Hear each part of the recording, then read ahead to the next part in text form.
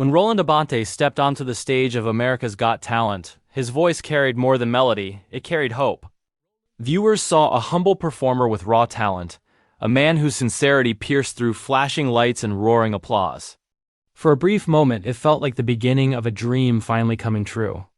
But what the cameras never showed was the quiet storm waiting beyond the stage, one that would turn promise into heartbreak. Behind Roland's smile was a life shaped by struggle, sacrifice, and relentless pressure. Fame came suddenly, but stability did not. Opportunities appeared and vanished just as quickly. The cheers faded, the spotlight moved on, and the weight of expectation settled heavily on his shoulders. What followed was not the fairy tale audiences imagined, but a painful descent marked by loss, disappointment, and silence. Roland's tragedy was not a single moment, it was a slow unraveling. Dreams met reality. Hope collided with hardship. And the emotional toll of being briefly seen, then forgotten, cut deeper than any public rejection ever could. Friends noticed the change before the world did. The passion dimmed. The joy thinned. And the man who once sang with fire began carrying his pain quietly. Out of view. This is not just the story of a talent show contestant. It is a story about what happens after the applause ends. When dreams are tested by reality and not everyone survives the fall. Roland Abante stood under the blazing lights of America's Got Talent with a quiet humility that immediately set him apart. While others chased spectacle, Roland brought sincerity. His voice, raw and aching, carried the weight of lived experience of nights spent wondering whether talent alone could change a life shaped by hardship. When he sang, the room softened. Judges leaned in. The audience listened. For those few minutes, it felt as though the world had paused to make room for his dream. What viewers didn't see was the long road that led him there. Roland's life before the stage was not glamorous. It was built on sacrifice, uncertainty, and relentless perseverance. Music wasn't a hobby, it was refuge. In moments when life felt overwhelming, singing gave him a place to breathe. Friends recall how he would pour everything into his voice, as if hoping each note might lift him closer to a future that felt just out of reach. America's Got Talent wasn't just an opportunity. It felt like salvation. The moment his audition aired, everything changed briefly. Messages flooded in. Strangers praised him. Social media lit up with encouragement. For the first time, Roland felt seen on a scale he had never imagined. But attention is a fragile thing. It burns brightly, then moves on. Behind the scenes, the pressure mounted quickly. Expectations rose faster than support. Promises sounded hopeful but remained vague. The industry welcomed him warmly, yet offered little guidance once the cameras stopped rolling. Roland tried to stay grounded. He believed that patience and humility would carry him forward. But reality crept in quietly. Opportunities didn't materialize the way he had been led to believe. Calls went unanswered. Momentum slowed. The same voice that once drew cheers now echoed in empty rooms. People assume the show changes everything, a friend later said. But when it ends, you're left figuring things out alone. The emotional toll was heavier than Roland ever admitted publicly. Being seen and then forgotten can cut deeper than never being noticed at all. He questioned himself relentlessly. Was he good enough? Had he missed his moment? The industry moved fast, and Roland felt himself slipping behind it, watching new faces replace him while he struggled to regain footing. Music, once his refuge, began to feel like a reminder of what almost was. Those closest to him noticed subtle changes. The laughter came less often. The optimism dulled. Roland still sang, but something in his voice had shifted: less hope, more ache. He carried disappointment quietly, unwilling to burden others with a pain he didn't fully understand himself. He smiled in public and struggled in private, trapped between gratitude for the opportunity he'd had and grief for the future he'd imagined. Financial strain added another layer of pressure. Dreams require resources, and Roland had little margin for failure. Each setback felt heavier, not just emotionally, but practically. Bills didn't wait for inspiration. Reality didn't pause for healing. And with each passing month, the distance between who he was on that stage and who he was becoming grew more painful. Yet even in his darkest moments, Roland did not lose his kindness. He remained gentle, encouraging others, offering support even when his own foundation was cracking. That kindness, some believe, was also his quiet burden. He carried pain inward, believing strength meant silence. Few realized how much he was hurting until the signs became impossible to ignore. Roland's tragedy did not arrive suddenly. It unfolded slowly through unmet expectations, quiet disappointments, and the crushing weight of hope deferred. The world saw a singer who almost made it. Those who knew him saw a man who gave everything he had, and paid a price few ever talk about, and this was only the beginning of the story the cameras never told. After the cameras stopped following him, Roland Abante returned to a life that felt strangely unfamiliar. The noise of the audience was gone, replaced by long stretches of silence that settled heavily into his days. At first, he told himself this was normal, that momentum took time, that patience was part of the journey. He replayed the judges' praise in his mind, holding on to their words like promises. Surely something would come of it. Surely this wasn't the end, but weeks turned into months and hope began to thin. Emails went unanswered. Meetings that felt promising dissolved without explanation. The industry that had applauded his vulnerability now offered little direction.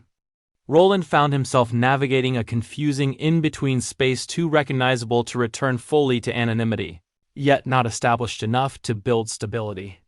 "It's like being stuck between worlds," he once confided to a friend. "You don't belong where you came from anymore, but there's no place waiting for you either." The emotional isolation deepened. Roland watched other contestants surge ahead, signing deals, releasing music, appearing on stages he once imagined himself standing on. He told himself not to compare, but comparison crept in anyway. Every success story felt like a reminder of his own stalled path. Music, which once felt like freedom, now carried pressure. Each song became a question: is this good enough to save me?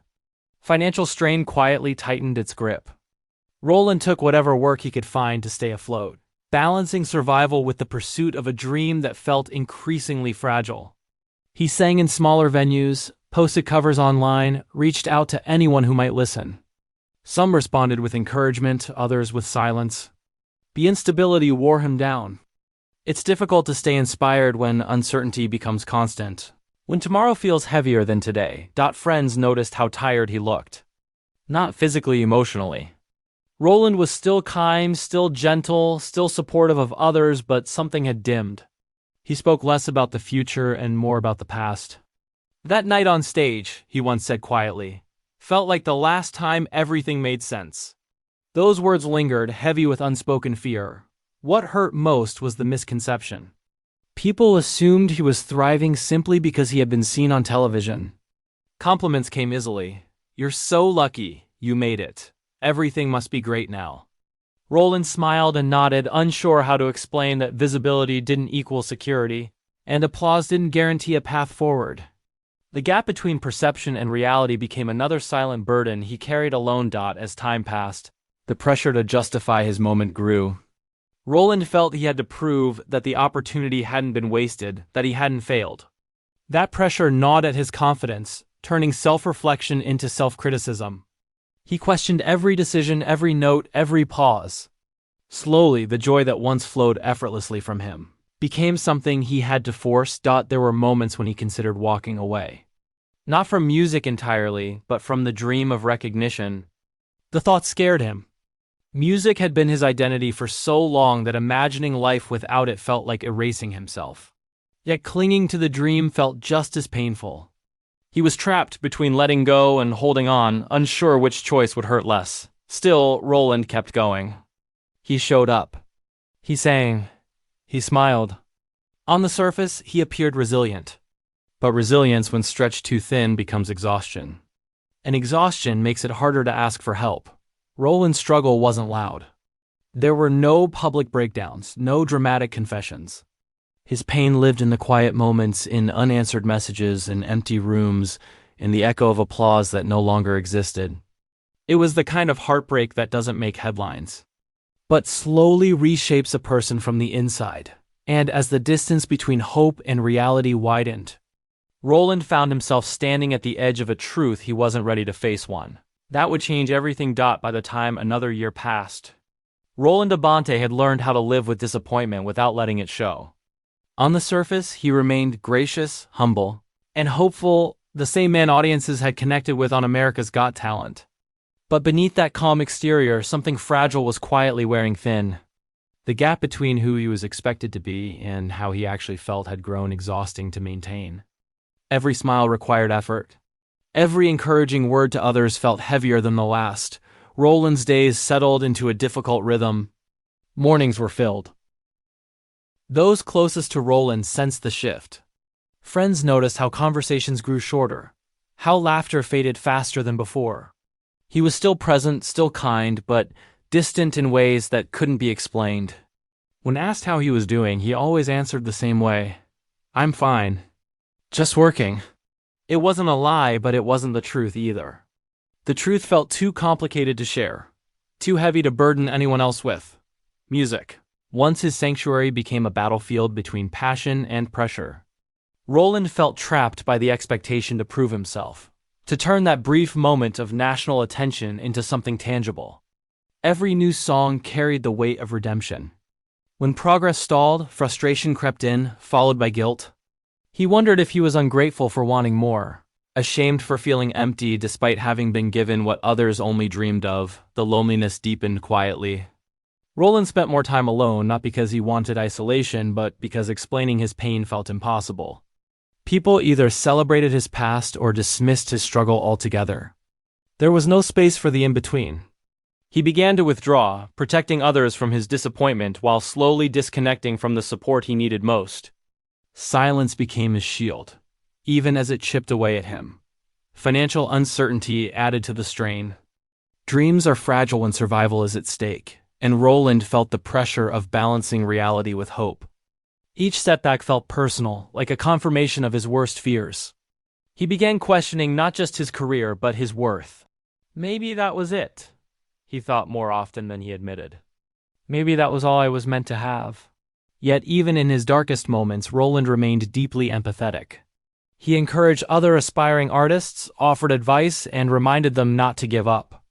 Ironically, he found it easier to believe in others than in himself. Helping people reminded him of who he used to be, someone who believed music could heal, inspire, and connect. But when the spotlight turned inward, belief faltered. There were nights when Roland couldn't sleep, his mind replaying every missed call and unanswered message. He questioned whether he had misunderstood the signs, whether the praise had been sincere or simply television kindness. The uncertainty gnawed at him, blurring the line between hope and illusion. Slowly, the future he once imagined began to feel unreachable, like a distant shore he could see but never reach. Still, Roland kept going. He sang when he could. He wrote when inspiration allowed. He showed resilience not because he felt strong, but because stopping felt worse. He carried on quietly, convinced that enduring in silence was a form of strength. Few realized how much effort it took just to keep moving forward. Roland's tragedy was not marked by a single breaking point. It was shaped by accumulation of pressure, of silence, of expectations left unmet. And as those unspoken burdens grew heavier, he found himself approaching a moment that would force everything he'd been holding inside to the surface. The world hadn't noticed yet, but it soon would. There comes a moment when carrying pain quietly becomes heavier than speaking it aloud. For Roland Abante, that moment did not arrive with drama or public collapse. It arrived slowly, in the stillness of ordinary days, when hope no longer felt like motivation but obligation. He woke up each morning telling himself to keep going. Yet with each passing day, the effort required to simply exist grew heavier. The dream that once lifted him had begun to weigh him down. Roland's inner world had become a place of constant negotiation, between gratitude and grief, between perseverance and exhaustion. He reminded himself how lucky he was to have stood on that stage, to have been heard by millions. But gratitude did not erase disappointment. It did not silence the quiet voice asking why the promise of that moment never turned into a future. He felt trapped by expectations, his own and everyone else's, unable to move forward, yet unable to let go. Those closest to him sensed something was wrong, but Roland remained careful with his pain. He didn't want sympathy. He didn't want to explain himself. Most of all, he didn't want to disappoint the people who believed in him. So he smiled. He reassured. He said he was fine. Silence once again became his armor. But armor grows heavy when worn for too long. Music, which had once been his escape, now reminded him of everything he feared he had lost. Singing felt different, less freeing, more fragile. He worried that the world had already moved on, that his voice belonged to a moment that no longer existed. The applause that once rang in his ears now echoed faintly, like a memory fading faster than he could hold on to it. Roland's tragedy was not rooted in failure, but in pressure, the pressure to justify hope, to prove that belief had not been misplaced. He felt responsible for turning a moment of national attention into permanence, as if anything less meant he had let everyone down. That weight settled deeply into his sense of self, distorting how he saw his own worth. He began to believe that if the dream hadn't survived, neither had he. In quiet moments, Roland questioned everything. His talent, his timing, his place in the world. He wondered whether that night on America's Got Talent had been the peak instead of the beginning. And if so, what was left afterward? Those questions circled endlessly, offering no comfort, only fatigue. The tragedy of Roland Abante is not just about a singer whose dream stalled. It is about the cost of visibility without support. About what happens when applause fades and the world assumes you're fine simply because you were once celebrated. It is about how easily pain hides behind politeness, and how often struggle goes unnoticed when it doesn't announce itself loudly. Roland deserved more than a moment. He deserved guidance, stability, and compassion beyond the spotlight. His story exposes a reality many never see, the emotional aftermath of chasing a dream that briefly comes true, then slips away. Not everyone who falls does so publicly. Some fall inward, quietly, carrying the weight alone. If there is anything to be learned from Roland's journey, it is this. Talent is not enough. Dreams require care long after they are witnessed. And people need more than applause. They need to be held, heard, and supported when the lights go out. Roland Abante's story is heartbreaking not because he lacked ability, but because he carried too much alone, and the silence that followed his song deserves to be remembered.